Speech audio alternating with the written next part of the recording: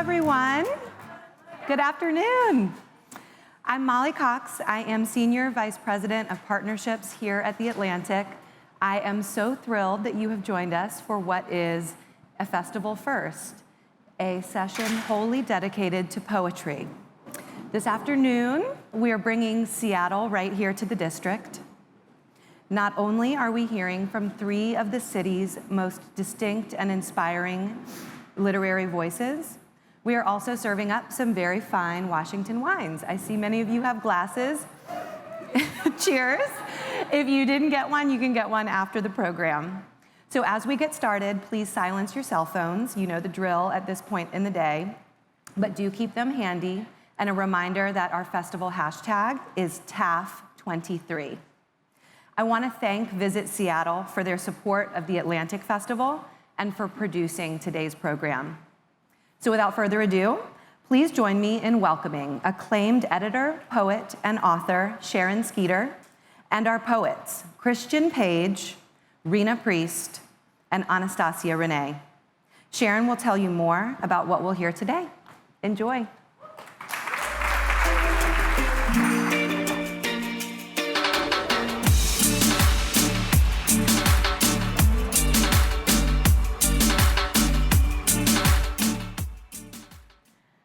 Hello. I see a lot of you are primed. Looks like. We're not primed that way anyway. I want to welcome you to Visit Seattle Presents Strength in Poetry, Elevating Diverse Voices. Seattle is a UNESCO City of Literature, an international honor awarded only to one other American city. It's home to a wide range of writers, independent bookstores, publishers, and literary organizations. I'm Sharyn Skeeter.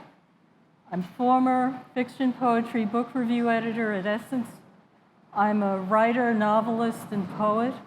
My novel, Dancing with Langston, won a Forward Review's Indies Gold Award in multicultural adult fiction. And my new anthology, What's Next? Short Fiction in Time of Change, just came out this year. I'm on the boards of Hugo House and Earth Creative, which is related to climate change.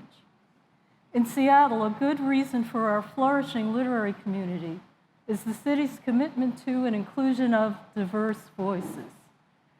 This has been ongoing in Seattle with established literary names like August Wilson, Colleen McElroy, Octavia Butler, and Charles Johnson. And now, alongside them, we have vibrant new writers and poets, and three of them are here. And arts groups like Wanawari, Loving Room, and Estelita's Library that serve diverse communities. Recently, Visit Seattle has introduced a short film series, Seattle Bookmarked, which celebrates the wide variety of stories that have been set in Seattle. Throughout this session, you'll have the chance to see a few of those. It's our hope that today you will be introduced to three of Seattle's most distinct and esteemed voices, who will share their perspectives not just on Seattle, but also on the world around us. The voices that you hear this afternoon will continue to push us forward, both in Seattle and across our culture at large. Our first poet is Christian Page. Christian Page is an Emmy-nominated spoken word poet, a professional speaker and educator. He was born and raised and still lives in Tacoma, which is a city that's just south of Seattle, where he serves also as poet laureate. An Act 6 scholar, Christian is passionate about community, anti-racism, equity, and empowerment. He believes that our voice is our most powerful tool and encourages others to use their voices to advocate, interrupt, and empower and teach. Christian often uses one sentence to summarize himself.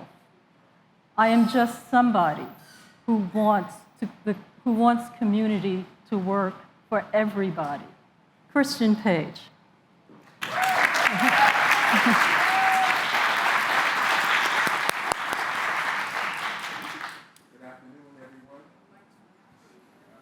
This is the part where you say things back. Y'all couldn't hear me. Good afternoon, everyone. Good afternoon. Awesome. I'm excited to have the opportunity to be here with you all today. The piece that I want to perform for you is a piece that I wrote about my daughter.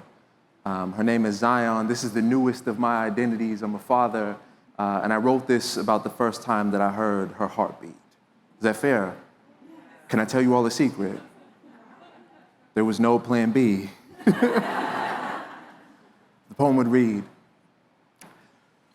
I remember asking for you. I remember whispering your name over the ends of my fingertips while I spoke to God.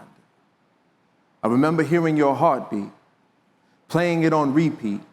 Your bass lines and drum beats convinced me that you had already sat at the feet of your ancestors. You sound like soul music, like a live band, like the opening track to an album that I had never heard, but it always been my favorite song. I'm just glad that you're an artist.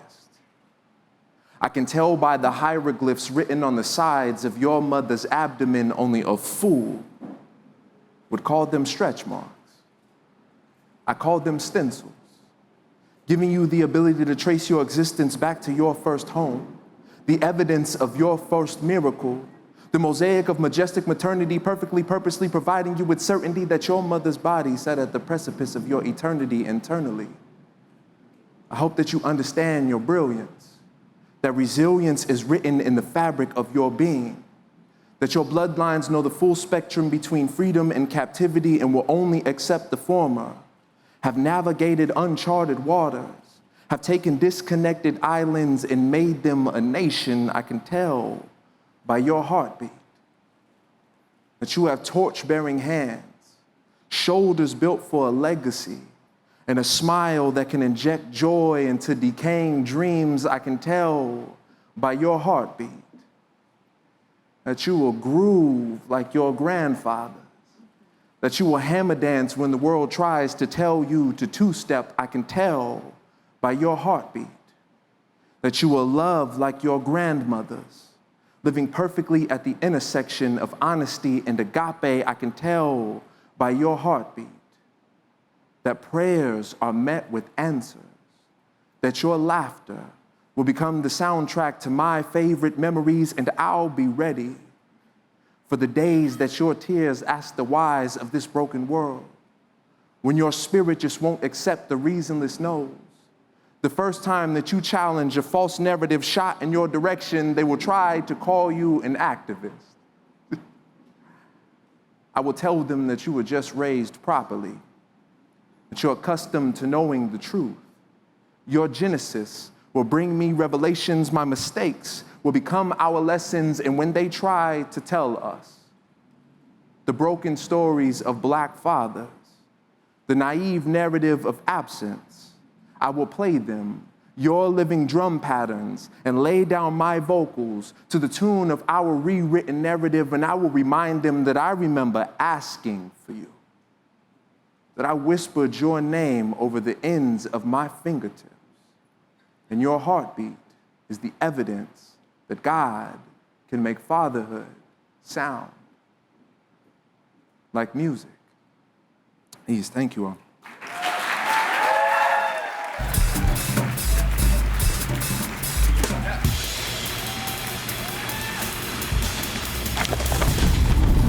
I love very few things more than a nice, long walk in the drizzle of Seattle. I don't care for the heaviness of real rain. I like the misting, the feeling of tiny droplets on my muzzle and eyelashes, the freshness of the air, which has been suddenly infused with ozone and negative ions. While rain is heavy and can suppress the scents, a light shower actually amplifies smells. It releases the molecules, brings odor to life, and then carries it through the air to my nose. Which is why I love Seattle more than any other place. Even Thunder Hill Raceway Park, because while the summers are very dry, once the damp season begins, nary a day goes by without a helping of my much-loved drizzle.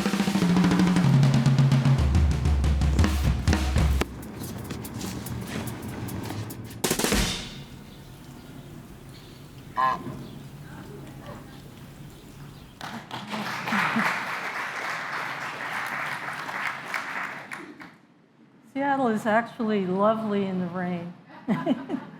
Maybe not this past week, but it has been. Okay, our next poet is Rena Priest.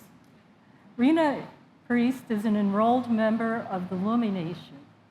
She served as the 6th Washington State Poet Laureate, has served as an instructor at Seattle-based Hugo House, and was named the 2022 Maxine Cushing Gray Distinguished Writing Fellow. Priest is also the recipient of an Allied Arts Foundation Professional Poets Award and fellowships from the Academy of American Poets, Indigenous Nations Poets, Neotero, and the Foundation. Rena Priest.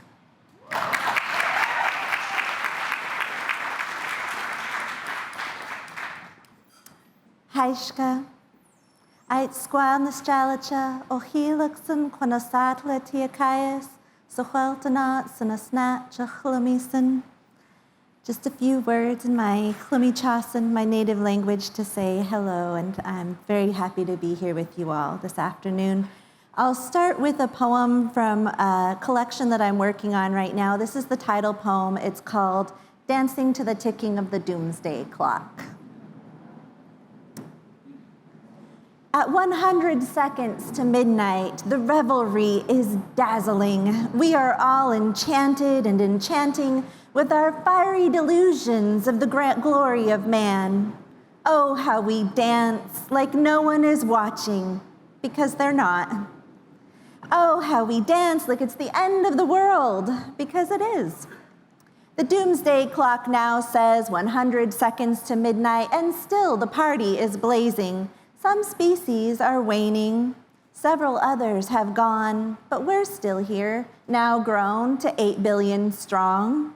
Will our neighbors be glad when the clock strikes 12 and our hot mess is quelled, allowing them to go on in their undisturbed in their own meek and beautiful business? Will they miss us?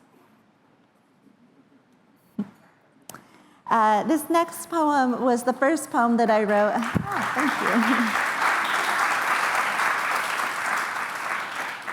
I know, it's hard to get excited about the doomsday clock, right? I mean, fun times. So this next poem was the first poem that I wrote during my tenure as Poet Laureate of Washington State. And Humanities Washington got in touch and they said, you know, would you like to write a poem for Spark Magazine, which is their official magazine of Humanities Washington? I said, yeah, absolutely. And they said, okay, the theme is dialogue and democracy. And I was like, oh, sure, no problem. So that's how it's gonna be. And so this is called The Forest for the Trees. I have seen a tree split in two from the weight of its opposing branches. It can survive, though its heart is exposed. I have seen a country do this too. I have heard an elder say that we must be like the willow, bend not to break. I have made peace this way. My neighbors clear-cut their trees, leaving mine defenseless. The arborist says they'll fall in the first strong wind. Together we stand. I see this now. I have seen a tree grown round a bicycle, a street sign, and a chainsaw, absorbing them like ingredients in a great melting pot. When we speak, whether or not we agree, the trees will turn the breath of our words from carbon dioxide back into air. Give us new breath for new words, new chances to listen, new chances to be heard.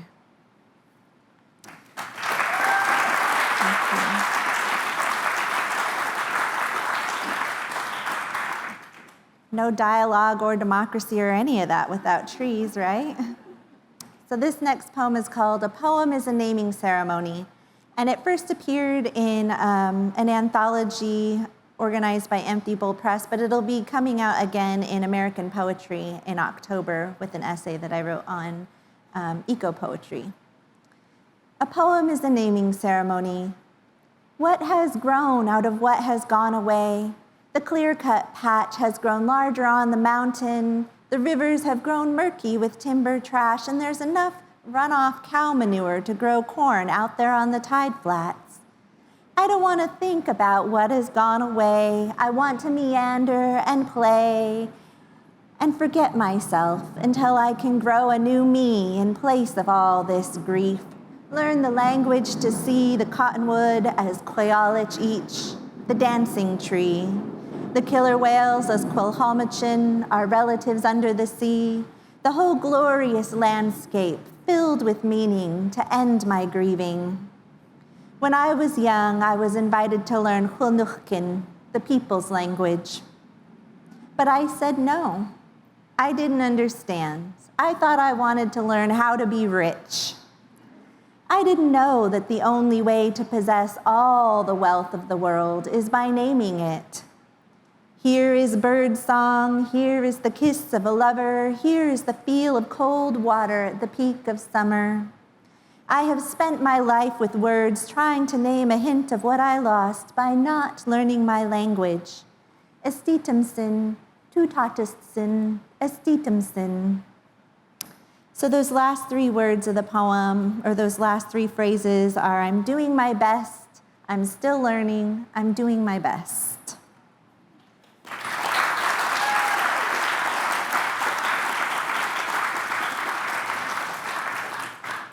So this next poem is called Daffodils, and it's after Wordsworth and his beautiful poem, I Wandered Lonely as a Cloud. The Indigenous poet writes life-affirming poems about daffodils. Her audience says, but you're oppressed. The Indigenous poet writes poems of outrage about oppression. Nobody cares. She gets depressed. The Indigenous poet gets requests for poems about being Indigenous. But all my poems are about being Indigenous. The Indigenous poet isn't considered an Indigenous poet because shouldn't you write poems about genocide? The Indigenous poet tries to write poems about genocide. Her poet spirit dies. Genocide gets the job done. The Indigenous poet says, sang to Tamhuila and writes about daffodils and the untouchable beauty of living a poet's life. So that phrase, sang to Tamhuila, it means what the hail, like hail that comes from the sky.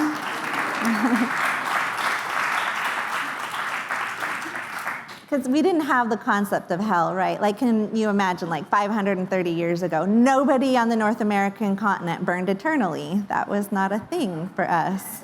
And I almost said stank sa spachwang, which would have been what the fog, but I thought that was too spicy. So the last poem that I'll share with you is called Daybreak Song, with an epigraph from New Scientist, September 21st, 2016. Fish recorded, singing dawn chorus on reefs, just like birds.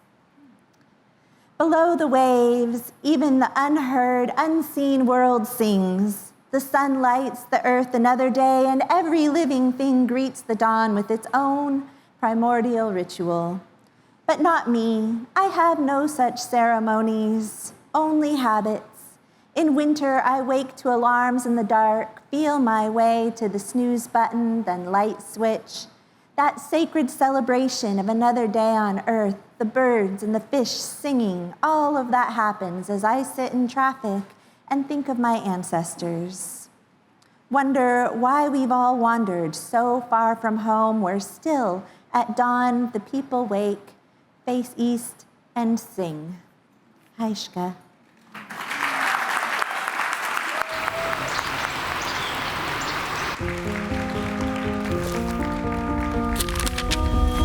I continued walking and eventually reached the Western Yacht Harbor. I realized at this hour that strangers' eyes shape cities. Each street, sidewalk, tower, and bench is an amalgam of all the strangers' eyes that have passed this way. But Seattle does not allow you to remain a stranger. The dragon, suspended from light poles in Chinatown, steals your eye and hangs it here somewhere. Then you will be both, from it and in it. In fact, the city will come to resemble you and become your twin brother. So people remark how much the city looks like you, even though you have never noticed that.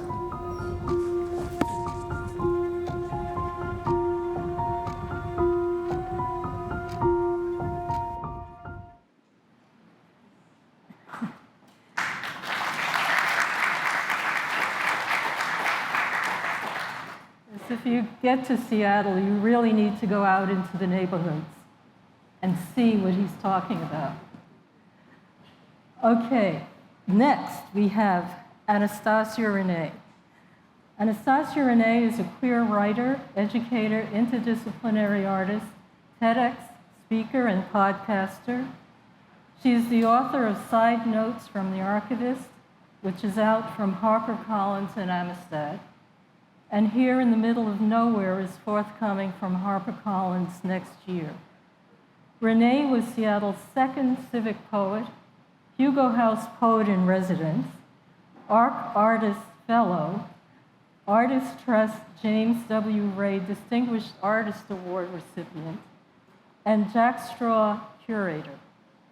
Beyond her literary works being published widely, her Fry Art Museum installation was selected by NBC News, as part of the list of Queer Artists of Color Dominates 2021's must-see LGBTQ art shows. Multidisciplinary artist, Anastasia Renee.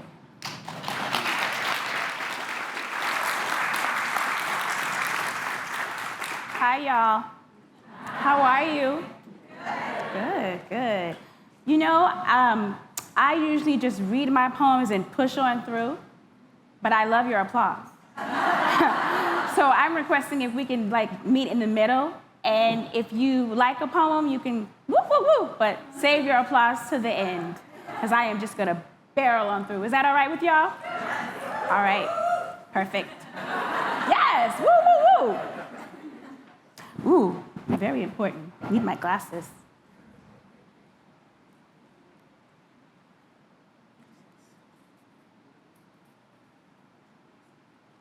The Black woman as an altar. 1, lay your white flowers on her altar. Let them be thorny and thick and full of insects to honor her life.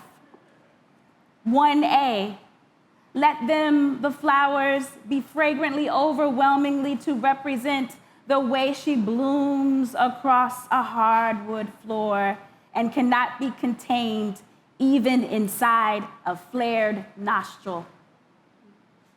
2, place or put or pour a glass of room temperature water because the Black woman is always seeking balance, ain't she?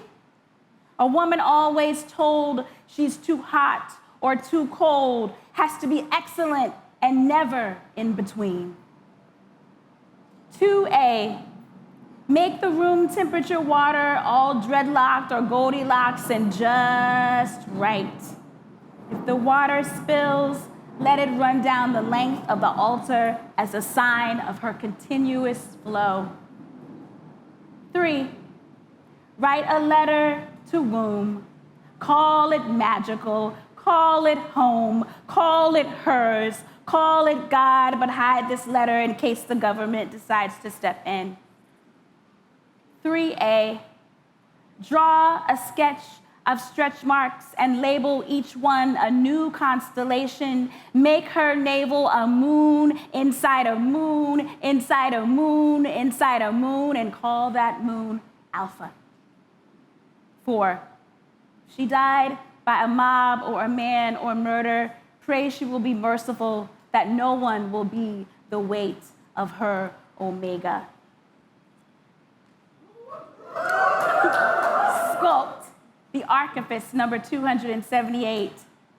The sculptor envies the sculpted, that is to say, the sculptor wants to achieve frozen perfection, to sit as a bust in refrain, to be seen from all sides as a type of God.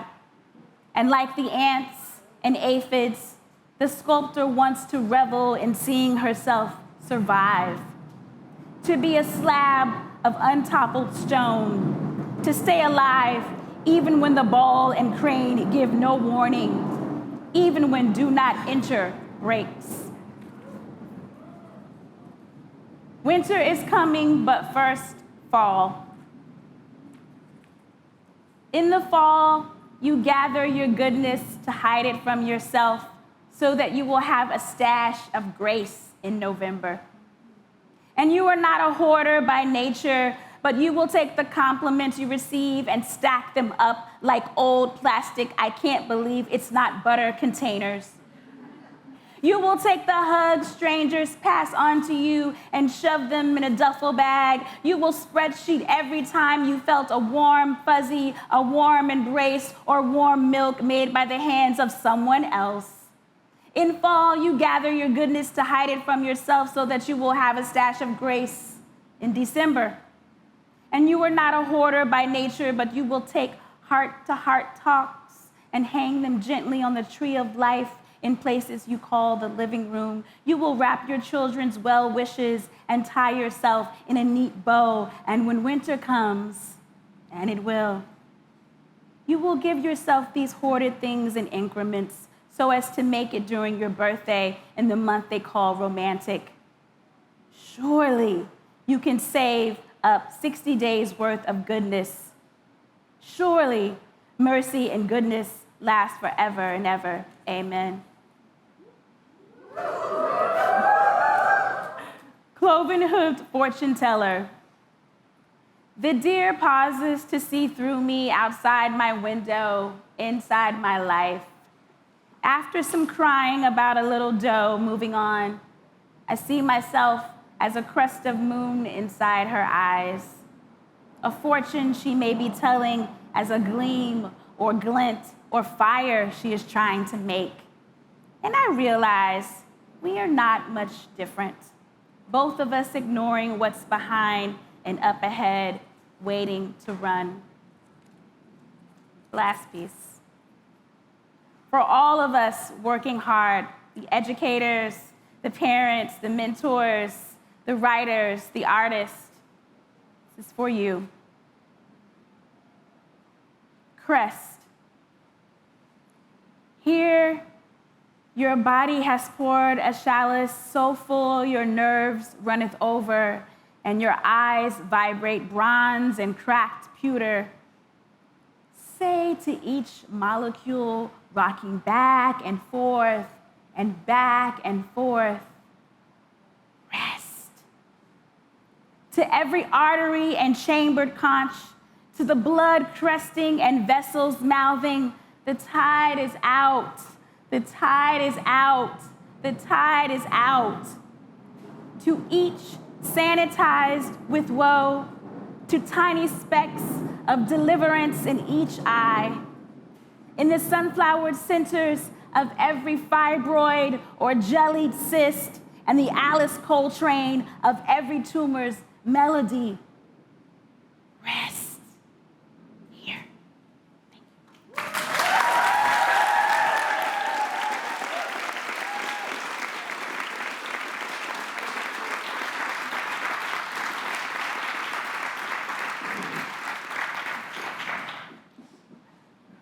Wow, I need to take a breath.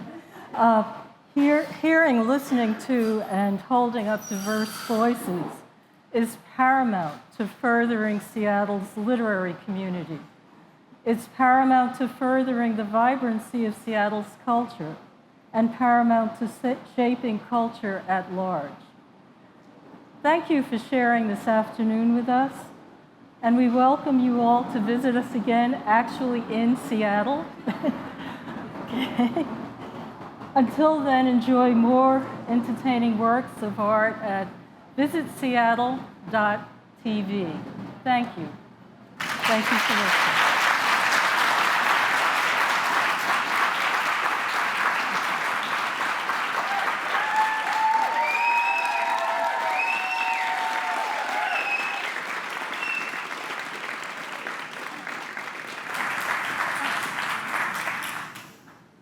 That was incredible. Thank you to everyone who's joined us today in the audience to visit Seattle, and especially to Sharon, Christian, Rena, and Anastasia for enriching our festival with your voices. I aspire to learn to dance to the rhythm of the doomsday clock. I absolutely loved being a part of today. We've got more in store for you at the Atlantic Festival. I hope you'll stick around right here on the pier for a happy hour co-hosted with our broadcast partner, CBS, right behind us. We've got a screening later tonight and a ton more happening tomorrow. Thank you again for joining us.